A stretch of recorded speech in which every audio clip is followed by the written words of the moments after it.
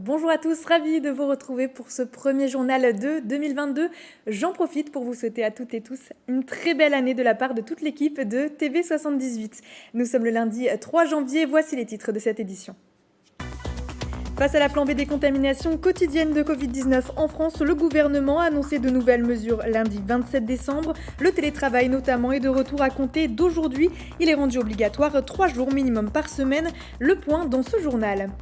Il y a 20 ans, le 1er janvier 2002, la France abandonnait le franc pour l'euro, un symbole d'unité européenne. Une monnaie unique aujourd'hui officielle dans 19 pays de l'Union. Quel bilan 20 ans après ?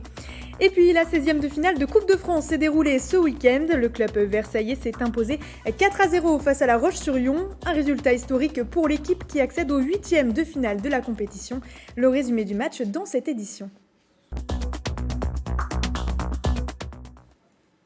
Et je vous le disais en titre, de nouvelles mesures ont été annoncées. Terminé le petit café accoudé au comptoir avant de partir au travail. C'est aujourd'hui, lundi 3 janvier, qu'entre en vigueur l'interdiction de consommer debout dans les bars, les restaurants et les cafés. Une interdiction valable pour 3 semaines dans le but de freiner la propagation du variant Omicron. Les gérants se montrent mitigés. Mathilde Francou.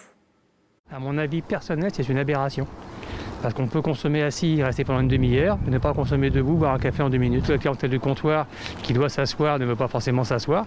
Et les gens préféreront rester chez eux ou rentrer directement ou partir plus tard le matin et éviter carrément le café. Je trouve ça bien parce que comme ça, tout le monde sait respecter la règle, ça serait bien. Comme ça, les gens ne sont pas tous ensemble. Ils sont séparés, donc pour moi, je trouve que c'est bien. Moi, ça me fait beaucoup rire en fait tout ça, mais je trouve que c'est avancer, reculer, avancer. On fait 3 pas en avant, 2 pas en arrière. Et c'est pas une nouvelle mesure, c'est une mesure qu'on avait déjà mis en place, qu'on a eu du mal à faire intégrer à nos clients. Et maintenant, il faut recommencer.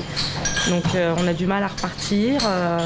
On a du mal à comprendre tout ce qui se passe parce que les mesures changent tout le temps, les distances elles changent, les jauges changent et faire comprendre ça à la clientèle, c'est juste pas possible en fait. Et toujours dans le cadre de la crise sanitaire, autre mesure qui prend effet aujourd'hui, les nouvelles règles d'isolement. Dans le cadre d'un schéma vaccinal complet, si vous êtes positif, vous devez vous isoler 7 jours après le début des symptômes. Il est possible de sortir de l'isolement au bout de 5 jours avec un test antigénique ou PCR négatif ou encore l'absence de signes d'infection depuis 48 heures. Et si vous êtes seulement cas contact, la quarantaine n'est plus nécessaire. Des tests de contrôle sont toutefois demandés. En cas d'un schéma vaccinal incomplet, par contre, si vous êtes positif, vous devez vous isoler pendant 10 jours avec possibilité de sortir plus tôt de l'isolement au bout de 7 jours, les conditions étant les mêmes que pour les personnes avec un schéma vaccinal complet, c'est-à-dire test PCR ou antigénique négatif ou absence de signes d'infection depuis 48 heures. Et si vous êtes cas contact, vous devez vous isoler pendant 7 jours également après le dernier contact avec la personne en question. Un test antigénique ou PCR négatif est nécessaire pour sortir de la quarantaine. Plus d'informations sur le site du gouvernement. Et puis, je vous le disais en titre également, le télétravail fait son retour en ce début d'année et ce, en raison de 3 jours par semaine obligatoires quand il est possible. C'est l'une des mesures également du gouvernement pour contrer la vague du variant Omicron du Covid-19. On fait le point d'ailleurs avec vous, Magali Carré. Bonjour. Bonsoir Justine, merci. Vous êtes donc la vice-présidente de la Confédération des petites et moyennes entreprises dans les Yvelines. Est-ce que déjà on peut avoir votre réaction face à cette mesure qui a été annoncée ? Alors le télétravail, effectivement, est une bonne mesure dans l'absolu, mais il faut faire attention au tissu économique. C'est-à-dire que lorsque vous avez beaucoup de TPE, PME, il n'est pas forcément évident en termes techniques, basculer des appels téléphoniques sur un central ou de décaler des activités à la maison.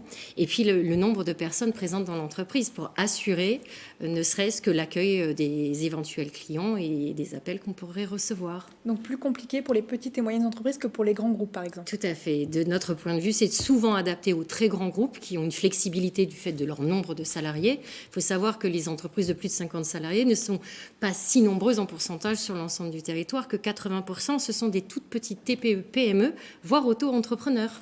Donc mitigé un petit peu. Mitigé, et surtout sur l'annonce des amendes, où on ne considère plus les sociétés, ou en tout cas les employeurs ou les chefs d'entreprise, comme des partenaires, mais comme des enfants à gronder et à sanctionner au cas où ils ne seraient pas sages. Justement, ce système d'amende, on y reviendra dans un instant. Juste avant, cette mesure est effective à partir d'aujourd'hui et les entreprises ont eu une semaine pour s'organiser. Il y en a qui s'organisaient encore ce matin et je vous propose de découvrir le reportage dans une PME de Voisins-le-Bretonneux. C'est un reportage de Grégory Canalé. Regardez. Le recours au télétravail sera rendu obligatoire. Je dis bien obligatoire. Une obligation de 3 jours par semaine et pour une durée de 3 semaines minimum. Depuis les annonces du Premier ministre, les entreprises n'ont eu que quelques jours pour s'organiser face au renforcement du télétravail. Ce lundi 3 janvier, peu de bureaux occupés dans ce cabinet d'experts comptables installé à Voisins-le-Bretonneux. La PME était fermée entre Noël et le jour de l'an. En cette matinée de rentrée, il fallait donc établir les nouveaux plannings. Là, on vient de diffuser un mail général à tous en rappelant les règles et en disant qu'on allait mettre en place les 3 jours de télétravail obligatoires demandés par le gouvernement. L'idée, c'est ça, c'est de pouvoir organiser une espèce de permanence au bureau sans que tout le monde soit là en même temps et que tout le monde puisse venir un peu au bureau à des moments où tout le monde peut se retrouver aussi, au moins on travaille en binôme. Donc l'idée, c'est que les binômes puissent continuer à travailler ensemble. Sur le site de 50 ans en Yvelines, l'entreprise compte 25 salariés. La généralisation du télétravail n'y est pas problématique avec un système informatique et digital qui rend l'accès à distance possible. L'expérience des précédents confinements a permis de se roder en la matière. On avait déjà fait du télétravail à 100% lors du premier confinement. Donc pour nous, ce n'est qu'une remise en place du télétravail. On avait gardé une journée par semaine pour tous les collaborateurs. Étant donné qu'on est un cabinet assez tourné vers le digital, ça ne nous pose pas de problème parce que tous les collaborateurs ont accès à distance et ont accès aussi bien au logiciel qu'aux pièces comptables. Pour encadrer l'obligation, les contrôles seront multipliés selon le gouvernement. Chaque société contrevenante s'expose à 1 000 € d'amende par salarié. Magali Carré, donc on vient de voir l'exemple de cette entreprise, ce cabinet d'experts comptables qui a mis en place le télétravail. J'imagine que vous avez un peu eu des retours là-dessus. Est-ce que c'est compliqué pour les entreprises encore de s'organiser pour le télétravail ou est-ce qu'elles ont pris l'habitude ? Il y a une forme d'habitude, mais il y a aussi une forme de lassitude, pour faire des rimes. Et il faut savoir aussi que selon la population à laquelle on s'adresse, là on ne parle plus de taille de l'entreprise, il y a un phénomène d'isolement qu'on ne peut pas nier. Vous prenez 2 catégories de personnes, des personnes qui ont un plus petit logement mais qui ont 2 activités complètement opposées. L'exemple d'une jeune femme que je connais, juriste, donc des horaires traditionnels, son conjoint dans la restauration. Je vous laisse imaginer, même si la cuisine pourrait être fermée, là, pas de chance, c'est une cuisine américaine. Donc, on n'a pas trop le choix que de s'installer dans la salle de bain pour avoir un bureau et travailler en heure décalée. Le deuxième exemple, ce sont les apprentis. On a énormément travaillé sur un jeune, une solution. Et là, vous avez en fait des jeunes qui découvrent le monde de l'entreprise, K1, KA. Comment voulez-vous vous attacher à une entreprise si vous ne pouvez pas y passer du temps ? Comment voulez-vous apprendre si vous n'y passez pas de temps ? Et surtout, rappeler que les étudiants ne sont pas tous dans des super colocations ou chez leurs parents. Donc, la connexion Internet est difficile. Est-ce qu'ils ont le matériel ? Et puis, pouvoir aussi rencontrer du monde. C'est important, le lien social aujourd'hui aussi. Ce que vous êtes en train de me dire, c'est qu'on ne peut pas loger tout le monde à la même enseigne. Il faut faire parfois du cas par cas, finalement, parce que le télétravail n'est pas fait pour tout le monde. Tout à fait. Je voulais voir avec vous aussi, parce que vous en parliez brièvement tout à l'heure, c'est une mesure obligatoire, on l'a dit, pour les entreprises, sous peine de devoir payer une amende, notamment de 1 000 € par salarié. Les contrôles également vont s'intensifier. Vous disiez finalement, est-ce qu'on fait confiance aux entreprises ou pas ? Est-ce que finalement c'est un peu du contrôle abusif ? Quel est votre ressenti là-dessus ? Pas du contrôle abusif, parce que si on rappelle la loi, la mise en place du télétravail, c'est d'un commun accord, et si le télétravail est faisable. Donc aujourd'hui, si j'ai bien révisé, il me semble que c'est l'inspecteur du travail qui, avec son carnet, va pouvoir sanctionner. Mais je vous pose une seule question. Qui est au mieux de savoir comment fonctionne l'entreprise, à part le chef d'entreprise ? Comment évaluer la mauvaise volonté d'un chef d'entreprise de ne pas mettre en place le télétravail? Et enfin, finalement, ce que je vous disais tout à l'heure, est-ce que nous sommes partenaires ou est-ce que nous sommes juste des justiciables vis-à-vis du gouvernement ? Je pense qu'aujourd'hui, les chefs d'entreprise, quelle que soit la taille, quelles que soient les confédérations, que ce soit le MEDEF, la CPME, on a tous travaillé ensemble, et d'autres partenaires, mais on a tous travaillé ensemble pour essayer d'avancer ensemble. Donc aujourd'hui, vouloir nous sanctionner, c'est un peu une forme de mépris de la part du gouvernement, et c'est un petit peu mal vécu. Je comprends tout à fait ce ressenti. Je voulais vous poser une autre question par rapport à ça. Selon vous, est-ce que le télétravail, c'est une perte de productivité ou pas du tout finalement ? Est-ce qu'on est à distanciel ? Est-ce qu'il y a peut-être ça dépend des activités Alors je pense sincèrement, pour avoir lu différents articles, je n'incriminerai aucune profession. Mais si vous voulez, vous avez deux façons de fonctionner. Le télétravail, au départ, fait une hausse de productivité. Mais ensuite, la charge mentale, on va parler d'un cadre presque idéal d'une personne, ni homme ni femme, mais qui travaille à la maison et va pouvoir se connecter quand elle veut. Elle va prendre une pause repas plus courte parce que finalement, elle va rester dans son job. Mais la charge mentale va augmenter parce que sur l'heure de pause qu'elle va prendre son café, elle va aller lancer la machine, décongeler les plats ou commencer à préparer pour le soir ou prévoir de la liste de courses. Et en fait, si vous voulez, les sas de décompression qu'on a quand on fait les trajets ou quand on dissocie nos deux vies, professionnelles et personnelles, là, il n'y a plus de sas. Donc, c'est aussi une charge mentale qui augmente selon. Et si vous augmentez la charge mentale, forcément, la productivité peut baisser. Donc ça dépend, c'est un peu du cas par cas, encore une fois, si j'ai bien compris. Et selon les métiers, effectivement, vous avez une hausse de productivité énorme et d'autres, pas du tout. Une dernière petite question plus globale, brièvement, avant de vous quitter. L'année 2021 a été l'année de la reprise, si je puis dire. Avec l'arrivée du variant Omicron, est-ce qu'on peut craindre une rechute économique ? Se projeter, lorsque vous êtes chef d'entreprise et quelle que soit la taille de l'entreprise, c'est fait en fonction d'éléments tangibles et de prévoir ce qui n'est pas prévisible. Aujourd'hui, le gouvernement n'a pas fini de nous donner l'ensemble des mesures. Chaque semaine, vous avez des mesures qui vont changer. L'adaptabilité, je crois qu'on a tous compris, l'agilité, la souplesse, tous les mots qui sont devenus à la mode aujourd'hui sont importants, mais on a besoin de prévoir et je vous avoue que la baisse de morale, un sondage est paru ce matin sur les Français ont le moral mais sont fatigués. Et c'est vrai qu'il est important de se dire que se projeter, ça devient difficile. Mais les chefs d'entreprise le feront. On est fait pour ça. Mais j'ai du mal, je ne sais pas. En fait, voilà, la vraie réponse est je ne sais pas.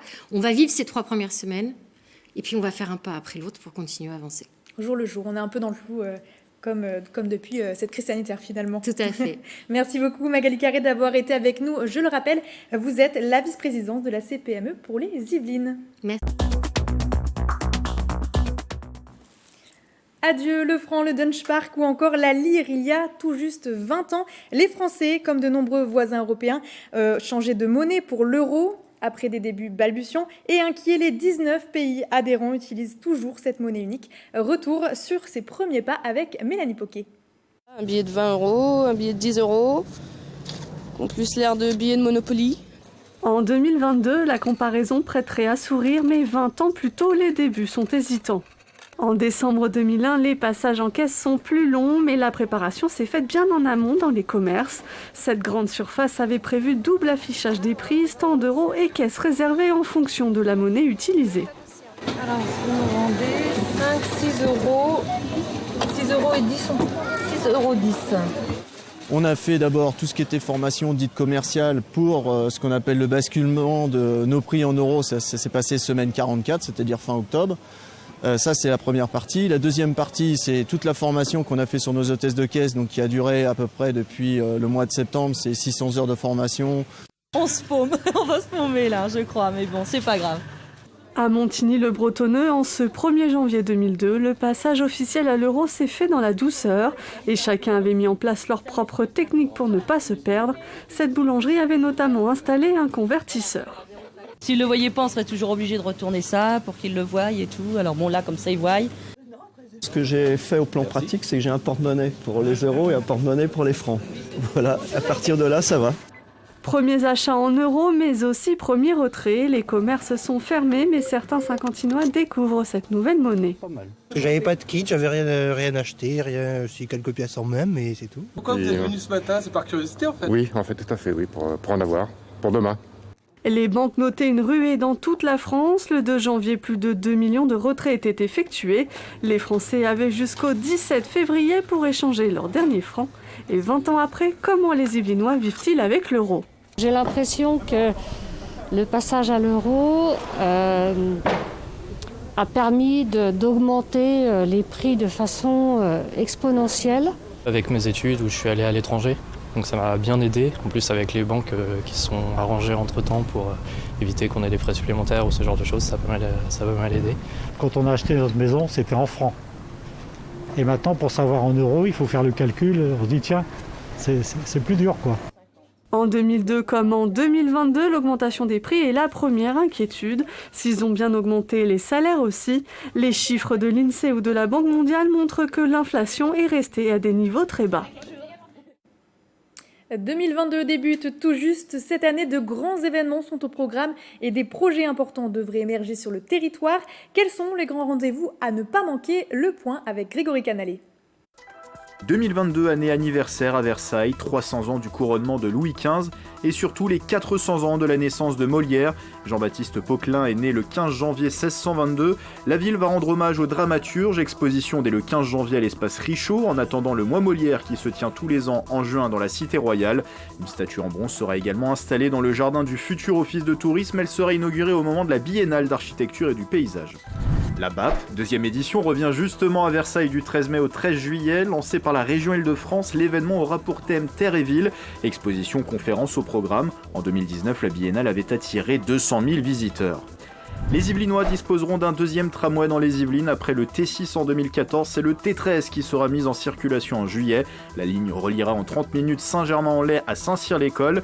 Les rames d'une capacité de 250 places emprunteront le réseau ferré déjà existant et de nouvelles voies. Des essais sont effectués jusqu'à l'été. En septembre, les Élancourtois et Morpasiens pourront en profiter. Le centre aquatique intercommunal Castalia sera inauguré à la rentrée 2022. 5 bassins dont un ludique et un en extérieur chauffé à 28 degrés, ouvert toute l'année. Le complexe est situé en lieu et place de l'ancienne piscine de Morpa, coût total 24 millions d'euros. Le Paris-Nice 2022 devrait partir des Yvelines en mars pour la 13e année consécutive. Un partenariat lie le département à l'organisateur ASO jusqu'en 2025. Le parcours de la course au soleil sera dévoilé le 5 janvier. En 2021, Saint-Cyr-l'École et Oinville-sur-Montsion ont été ville-départ de la compétition cycliste. Pour la deuxième fois de sa jeune histoire, le Vélodrome de Saint-Quentin en Yvelines accueillera les championnats du monde de cyclisme sur piste. C'est du 12 au 16 octobre prochain. En 2015, la France s'était classée première avec 7 médailles, dont 5 en or, devant un public bouillant. 25 000 spectateurs s'étaient pressés dans les gradins saint-quentinois sur les 5 jours des mondiaux. Le Vélodrome site des JO de Paris 2024, tout comme la colline d'Élancourt, théâtre des épreuves de VTT. Les travaux de la piste olympique doivent démarrer à la fin de l'année et durer jusqu'en 2024. Long de 4 km, le parcours reprendra une grande partie du tracé existant. En 2025, l'espace sera ouvert au public après de nouveaux travaux. Enfin, côté travaux à retenir également cette année, toujours à Élancourt, premier coup de pioche prévu pour le futur commissariat d'agglomération de Saint-Quentin en Yvelines, situé dans la zone des 4 arbres, ouverture en 2024. Le début de la rénovation urbaine du bois de l'étang à La Verrière, avec en première étape la réhabilitation de 400 logements. 200 appartements seront eux démolis en 2024. Le lancement de la construction de la passerelle piéton-cycliste entre Poissy et Carrière-sous-Poissy, un ouvrage au-dessus de la Seine de 300 mètres de long, 5 mètres de large, qui sera accessible en 2024 ou 2025. Enfin, l'enfouissement de la Nationale 10 va se poursuivre toute cette année à Trappes. D'ici 2023, un nouveau giratoire sera aménagé au carrefour du Pavillon Bleu. C'est la deuxième phase de ce chantier d'envergure qui va durer jusqu'en 2028. Du football à présent avec la Coupe de France et un match crucial pour le Versailles Football Club. L'équipe jouait ce dimanche un 16e de finale historique en Coupe de France. Bichente, Mérien, Santisteban, vous êtes avec nous, bonsoir. Bonsoir. Retour sur ce match avec vous. Oui, donc déjà pas de suspense, Justine, un 16e historique pour une qualification historique du FC Versailles qui jouait son destin face à la Roche-Vendée Club de National 3, soit une division en dessous. Les Versailles ont donc su faire respecter la hiérarchie, une victoire nette 4-0 devant les 2000 spectateurs du stade Montboron. Youssef Chibi, l'entraîneur du club, nous explique comment s'est passée la rencontre. Donc il a fallu que les joueurs se mettent dans une bulle, c'est ce qu'ils ont très bien fait. Et au fur et à mesure de la rencontre, notamment cette première période où les éléments étaient en notre faveur, être porté par le public, ça donne de la force, de l'énergie et de la confiance. C'est ce qui s'est passé. Un match donc bien embarqué car dès la 12e minute, Versailles mène 2-0 grâce à 2 buts de son attaquant Christopher Ibahi. Le FCV aurait pu se faire peur à la 19e minute puisqu'un pénalty a été sifflé mais arrêté par le gardien. C'était le tournant du match? Pour moi, oui, on l'a senti dans le stade, c'était comme un symbole que tout réussirait aux Versaillais. Et la preuve, 5 minutes plus tard, avec un petit bijou du latéral gauche Makan Traoré, une reprise de volée de 20 mètres dans le petit filet. Si vous avez 1 minute, je vous conseille de chercher le but sur les réseaux sociaux. Il est facile à trouver et ça vaut le détour, même si vous n'êtes pas forcément fan de football. Et donc pour compléter l'addition, un dernier but juste avant la pause pour sceller le score à la mi-temps, 4-0.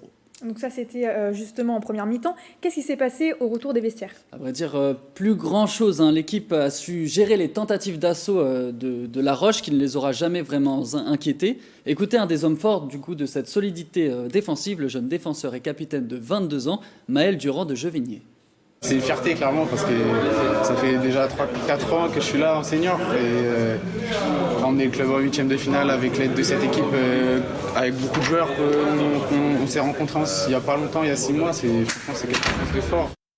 Vous le disiez, Vicente Mérien San Esteban, c'est une qualification historique pour le club. Oui, puisque Versailles avait déjà connu un 16e de finale, mais il faut remonter en 1947 et ce n'était pas passé, une défaite 4-1 contre le FC Guignon. C'est donc un premier 8e de finale, le tirage c'est demain soir. Du côté des joueurs, on a senti une certaine motivation de se frotter au plus gros. Je pense au Paris Saint-Germain, à l'Olympique de Marseille notamment. Quoi qu'il en soit, rendez-vous donc le 29 ou le 30 janvier prochain pour un nouveau match qui restera quoi qu'il arrive dans les annales du club. Merci beaucoup Vicente Mérien San Esteban pour ce résumé du match, journaliste pour TV78. Plus d'informations sportives à retrouver dans un instant avec votre premier magazine sportif donc de cette nouvelle année. Et c'est la fin de ce journal. Merci à tous de nous avoir suivis. Meilleurs vœux et très bonne soirée à tous sur TV78.